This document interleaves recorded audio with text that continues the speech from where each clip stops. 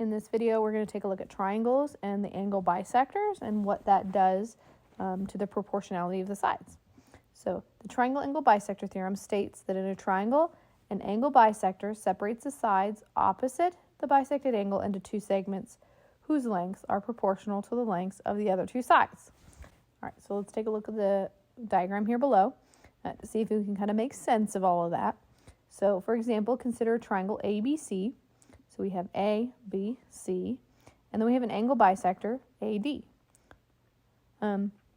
So the angle bisector separates BC, so this bottom, into two segments. So we can see that, kind of the red segment here and the blue segment at the bottom, BD and CD. Note, BD and AB share a vertex, right? So we can see that. They share this vertex B. So I made them both red so you can see that. Also, CD and AC, so on this side, CD and AC also share a vertex, and that's C, so you can see that I have made them both blue. The triangle angle bisector theorem gives us the following proportion. So you want to add your labels to the triangle because they're not on your paper. I had you add them yourself. So it separates it into the two sides. So I have BD over DC, so the bottom over the bottom, and then we have the side, the right side over the left side. So we're going to go across the bottom, right? So that's this one. We're going across the bottom, and then we're going to kind of go across the top. Okay, so we're kind of starting from that same vertex. We're going across the bottom this way, and then up over across the top vertex there. But we're starting at angle B. I could have also started angle C and gone across this way, and then up and over.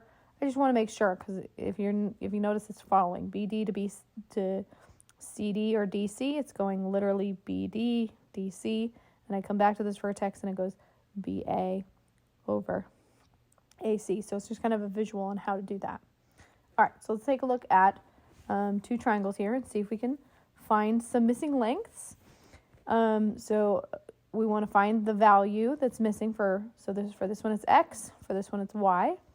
Simplify your answer as much as possible. And if you need to, you can, on Alex, this is a clickable link. So if you need to look up what the markings mean, you can. So in this case, I have one arc to one arc, which means they are congruent. Two arcs to two arcs, that means these two are congruent. So what they're showing us here is we have an angle bisector. Right? It's cutting this angle in half. This is also an angle bisector because it's cutting the angle in half. So it's going to have that property that we just learned. So if I go over the vertex, so I'm going over the vertex first, it's fine. I can go over the bottom or over the vertex first. It's either way. So I have 4 to 6, and then from that same vertex, I'm going to go across. So across the base, I have 2. And the only thing tricky about this one is since I have the whole value is X, and this little piece is 2, the piece that's missing here is going to be X minus 2. Because it's the whole thing minus what I already have. So it's X minus 2. All right, so now that I have a proportion, I'm going to go ahead and cross multiply. So I have 4 times X minus 2 and 6 times 2. So now I'm going to distribute that 4. So I have 4 times X and 4 times negative 2, and I get negative, or 4X minus 8. And then 6 times 2, that's where the 12 came from.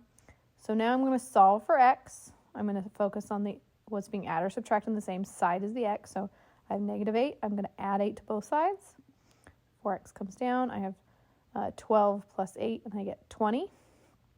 And then I'm going to divide by 4 on both sides so that I get the X completely by itself, because 4 divided by 4 is 1, so just 1X. And then 20 divided by 4 is 5. So on this side, X has to be 5.